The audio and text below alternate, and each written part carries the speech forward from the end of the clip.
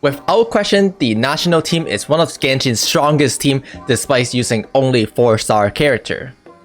This is how I play it mostly. Damn, I didn't one-shot him. Am I using... Wait. I was doing this much damage with a level 20 spear? The national team could be very challenging to play in terms of its rotation, so be sure to understand it properly and practice it a bit. I would also like to kindly remind everyone to don't forget to subscribe and come follow my Twitch, since if you do have questions about the national team, I will be able to answer you there. As for why it is called the national team, I've heard a lot of different explanations behind it. One say that the national team is the team you send to the Olympic, indicating that it is the strongest team. Some say it is called the national team because everyone in the nation can use it. Or some even say that it is called the national team because it includes many Chinese characters. Let me know what you think in the comment and let's get started. The core member of national team includes Xiangling, Xingqiu, and Bennett, with the last slot usually being either Chongyun or Sucrose. Or perhaps if you're a budget player, then you put Kaeya. In some scenario, you might even look to put in Zhongli or put in Venti.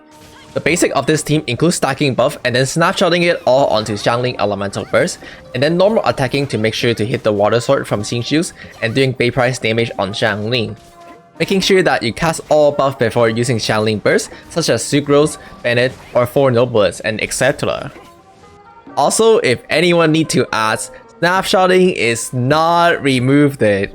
Before we dive into the rotation, we're gonna be referring characters' elemental skill as their E, and characters' elemental burst as their Q, as those are the keybind for the PC version of Genshin Impact. We're gonna be breaking the rotation into 2 parts, and we're gonna start with the opening. Do know that we're gonna be doing a Xingqiu's elemental burst first, and then doing Xingqiu's elemental skills, which is Xingqiu's QE.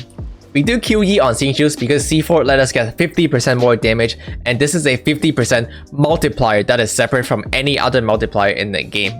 If you're using Saxor or Xingqiu, you'll be doing QEE instead, and if you do not have Constellation 4, then you can do EQ or you can do EQE if you have Saxor.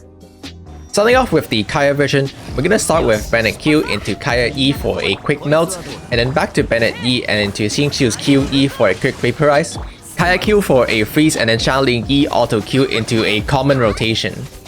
Be sure to stick on the mob so that your Kaeya Q can apply cryo.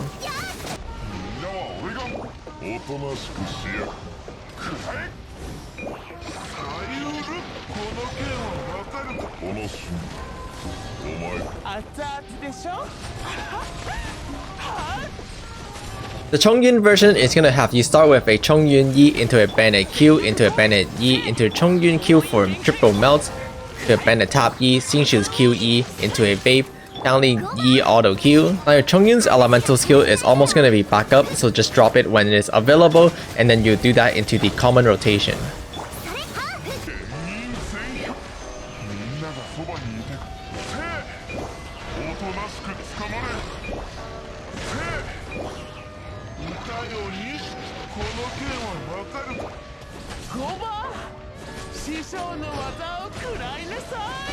If your Chongyun is not geared, you can do a Chongyun Ki into a Bennett E, doing a melt on the Bennett E, and then Chongyun Q into a Bennett Q to melt the Bennett Q, then follow through with a Bennett E into a Xingqiu QE, Xiangling E auto Q again, and then when the Chongyun E come back up, you use it. And then of course you will follow that with the common rotation. The Sucrose version start with a Bennett EQ into a Sucrose E, switching into Xiangling EQ, and finally into Xingqiu QE, back to Sucrose to auto, and finally into your common rotation.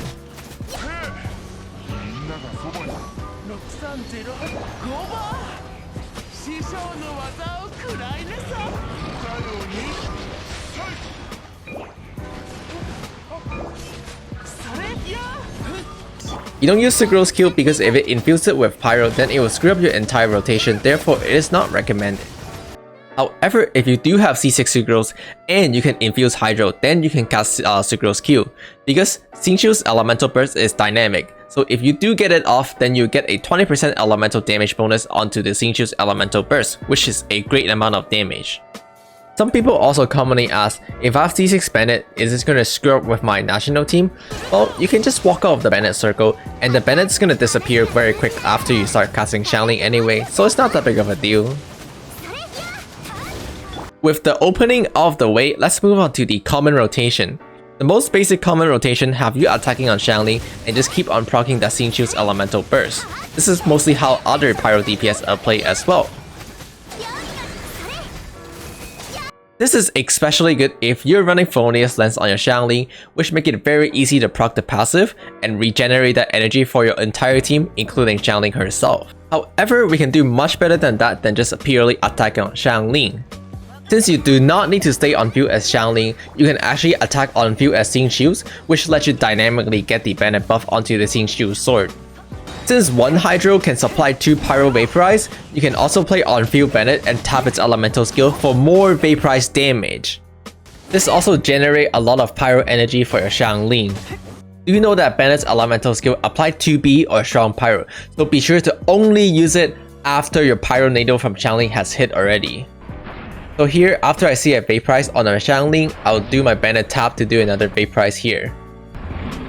To add on top of that, you can actually switch to Xiangling to cache the energy.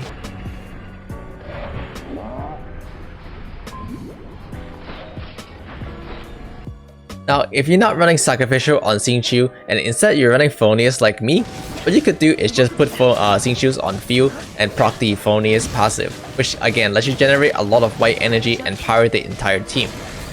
And if you're running 2 Felonious on your Xiangling and on your Xingqiu, introduce you to double quickswap Felonious proccing, which is rapidly switching between Xingqiu's and Xiangling to proc your Felonious on both characters, which again lets you generate a lot of energy. Now, if you don't have Boomer APM, you can actually try to combine all 3 techniques and generate more energy to power your entire computer. It should go without saying, but if you're playing Kaeya, feel free to quick swap into him and do a Yi, which lets you do a bounce on the next Xiangling Pyro Nado. Once you're done with your common rotation, just go back into your opening and do it again.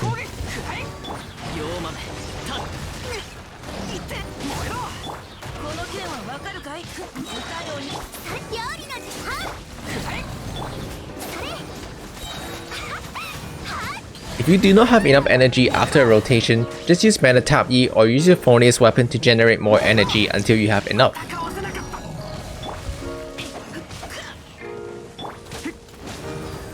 Now, the benefit of using Chongyun instead of Sucrose is that Constellation 2 will have a 15% CD reduction, overall smoothing out your rotation. On top of that, Chongyun's Elemental Burst, when you do have him gear, does actually a really amazing amount of damage. So overall, using Chongyun gives you a lot of upfront burst and smoothing out your rotation with the C2. However, using Sucrose gives you a lot more consistent damage. Sucrose is also much cheaper to build since the only thing you need is a level 1 TTDS. And you can just like stack full Elemental Mastery VB on your Sucrose. So Sucrose is definitely a lot easier to build. Overall, it is a preference on whichever version you like. They do very similar amount of damage. Some quick build advice include, I actually heavily recommend you put the 4-set Noblest on your Chongyun, and then if you have a spare set of Crimson Witch of Flame, you put that on your Bennett instead. The reason is, as you can see, Bennett is actually very capable of doing a lot of Pyro Vaporize damage, and most of the time, you probably have your Bennett more level than your Chongyun, because Bennett is just an amazing character overall. So because of this, I actually suggest you to put the 4-set Noblest on Chongyun, which can easily make use of the 2-set bonus from the Elemental Burst plus 20, and then still provide the 4-set bonus instead of your Bennett. Now, of course, this set should usually be on your Xiangling, so if you don't have a second set, then feel free to just run like other artifacts such as Gladiator or anything, or even Noblest. But it is strongly advised that you level all of them up. If you're curious, this is what I run. On my Xiangling, usually I run Fast, but recently I got the Skyward Spine Spear leveled up, so I'm probably running this instead. Standard 4 Crimson Witch, Xingqiu's Fast Sword, 2 Noblest, 2 Hydro set, Bennett, I run 4 Gladiator, but the only reason is because I have really good substat on them, so I just end up running whatever have best substat on them. With the free-to-play weapon, Festing Desire, And on my Chongyun, I run the Serpent Spine as well as the 4 Noblest. I put the 4 Noblest on my Chongyun because he is my weakest character with like unleveled talent and stuff, in comparison to my Bennett who have level 11 elemental burst and like level 4 skill, who can potentially contribute a lot more damage than my Chongyun, and that's why I put it on Chongyun instead of on Bennett, which usually you put it on Bennett. Oh, and if you're curious on Sucrose, TTDS and like triple EM artifact on Sucrose, they pretty much just all run standard artifact like normal DPS build, except I run Noblest on my Chongyun since he is lesser geared than my Bennett. If my Chongyun was stronger, I'd probably switch them around and run Noblest on my Bennett instead of my Chongyun. As you can see before, the national team make use of all 4 characters, and that means as you level each one of your character up and potentially putting better artifact on them, putting better weapon on them, and leveling up each one of your talent, your overall team damage will go up by a very good amount, as each one of your character have the potential to keep on growing. Unlike other teams, for example Xiao Hyper Carry, where your limit is basically how invested your Xiao is. Because in the Xiao Hyper Carry, let's say you're running Sucrose, the Sucrose investment basically don't matter at all. You can get like some damage from your Sucrose, but it's not going to be game changing. However, in my national team, if I do get my Chongyun, you know, maybe his burst to level up higher, maybe I get better artifact on him, the Chongyun elemental burst will actually do a good and significant amount of damage. Anyway, that's it for the video. I hope you guys have fun playing and learning about the national team. And of course, hope to see you guys next time as well. So don't forget to like, comment, and subscribe. And see ya!